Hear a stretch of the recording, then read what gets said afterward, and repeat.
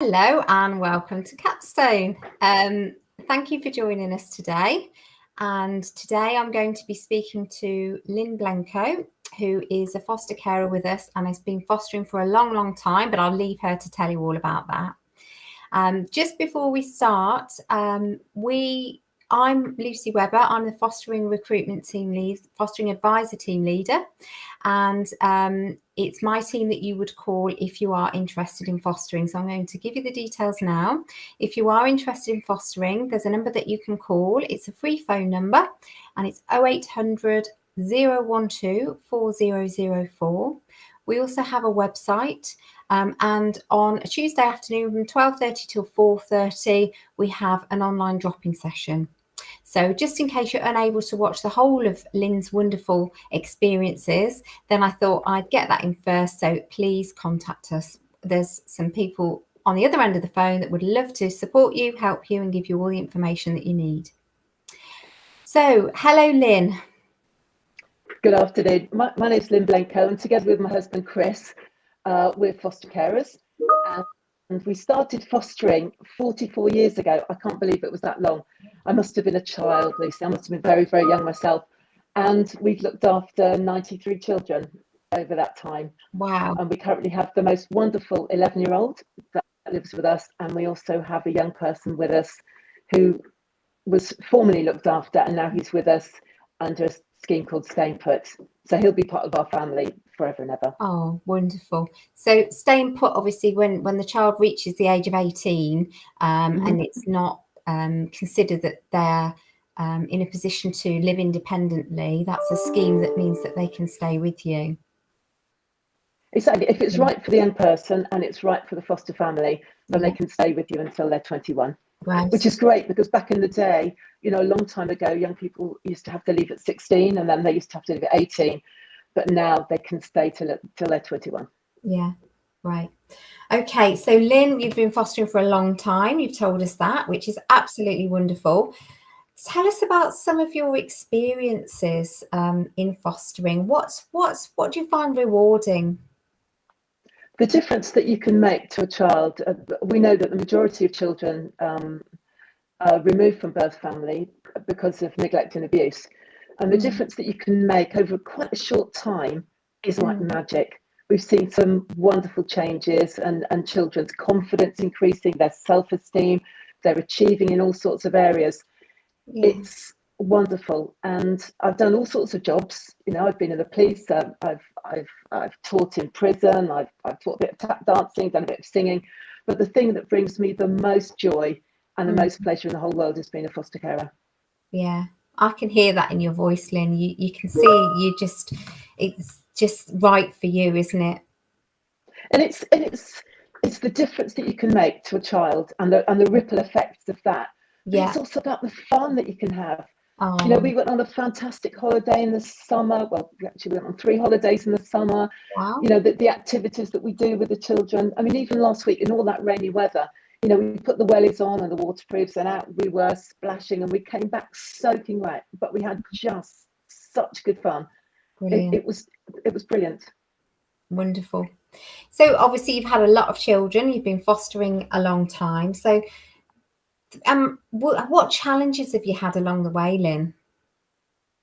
Yeah, of course, it's not always easy going. As with any birth children, there's going to be times when the road is a bit rocky. But the great thing about being a foster carer is there's a team around the child, but there's also a team around the foster carer. So we have a supervising social worker, and we have supervision with them at least once a month. But they're always on the end of the phone if you need any advice or support. We also get support from other foster carers. In fact, just this morning, I've been to a support group. There were many carers there this morning. There was about 20 carers, and we were all sharing experiences, sharing good ideas, sharing tips. And also we have peer mentors. So I'm a peer mentor for the Midlands. So if any carer needs a bit of one-to-one support from another foster carer, they can just phone me up and I can chat through some ideas that I have with them. Yeah. And what training have you had, Lynne? And how regular is that? Of training as a foster carer, the training is really good. So it's a mixture of online training through something called Training Hub, but also we do face-to-face training. which is in the office, and that's a great opportunity for people to get together and again share experiences.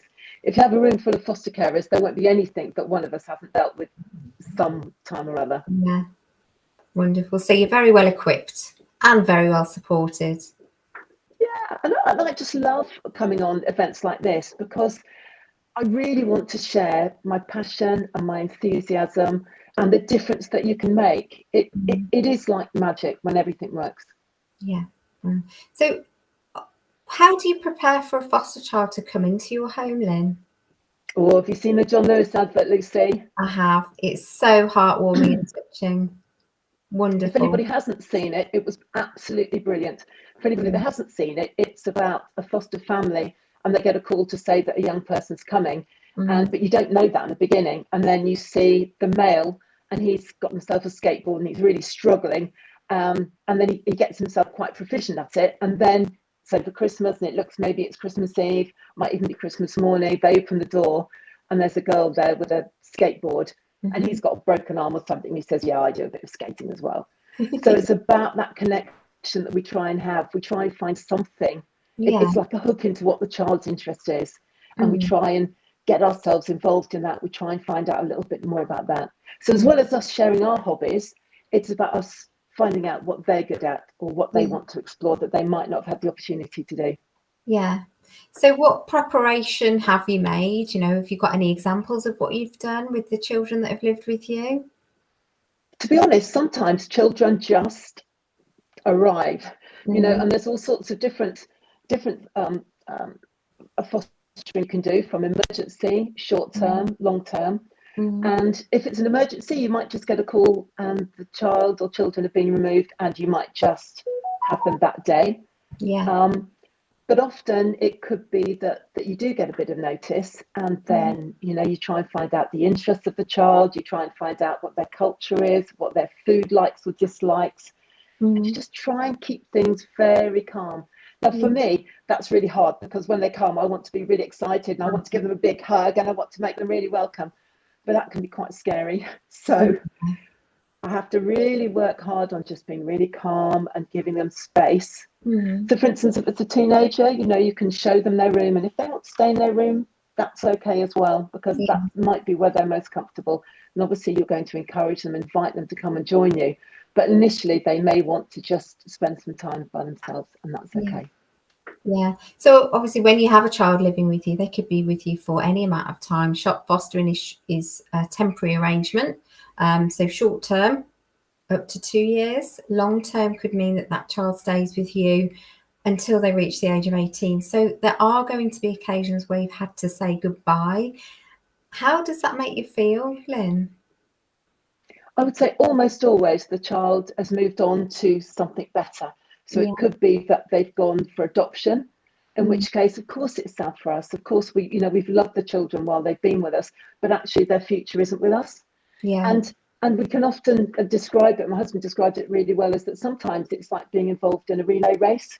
You know, you have the baton given to you, and then for however long it's right, that child stays with you. And while they stay with you, you hope that they'll pick up on some of the things you do, because what you're trying to do is be a really good role model, and then they manage to take those forward to whatever family they're going to. And in the future, if they have their own relationships or their own families, you're hoping that they'll look back and say, oh, we used to do that, I remember that.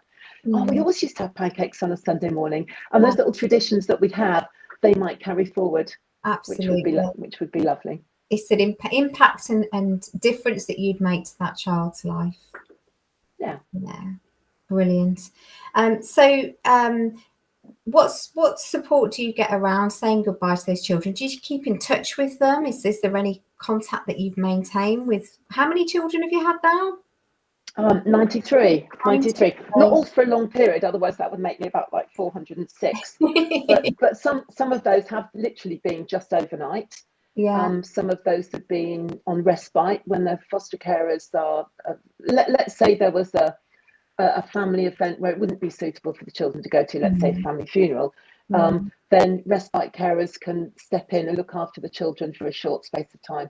So some of the children we've looked after have been just a very, very brief time. But the children that we're currently looking after have been with us for years. Yeah. Oh, and like you said, they're your family now, aren't they? They're part of Yeah, your absolutely. family. Yeah. And have you got children of Absolutely. your own, Lynn? We've got two wonderful birth sons. One's 30 and he lives in Bangkok in Thailand. And the other one is 29 and he lives next door to us in an Alex. So he's actually our backup carer. So Yeah. when I go away with my husband, then it's really important that we have some time together. My son and his girlfriend move into our house and just look after our children. Yeah. And the children that we look after do both have additional needs. And I know that when the time comes and my husband and I are no longer around or available to foster, or we're too old, then my son will fill that gap. I know he will, because these are his brothers. Oh.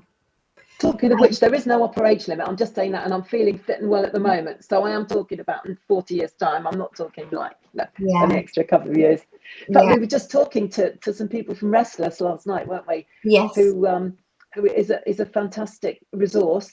I've been on their website today for anybody over 50, and we're saying that the average age of foster carers is 56, but we do really warmly invite people of all ages, no upper age limit, and I think 21 is the lower age limit.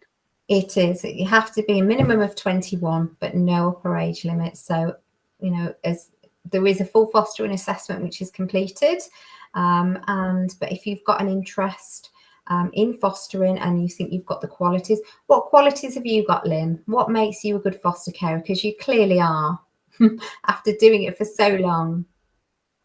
Do you know what's interesting is all of us foster carers, we're all different.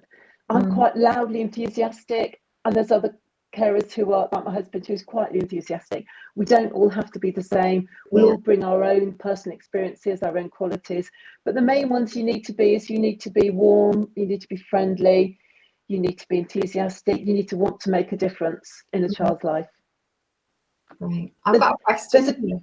Sorry, carry on. I was saying there's a question that's just popped up. Do we look after more than one child at a time?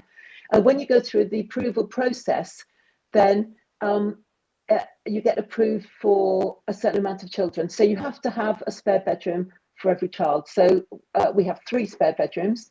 So we could have 3 children. At the moment, we've only got 2 children. But in theory, we could have 3. Yeah.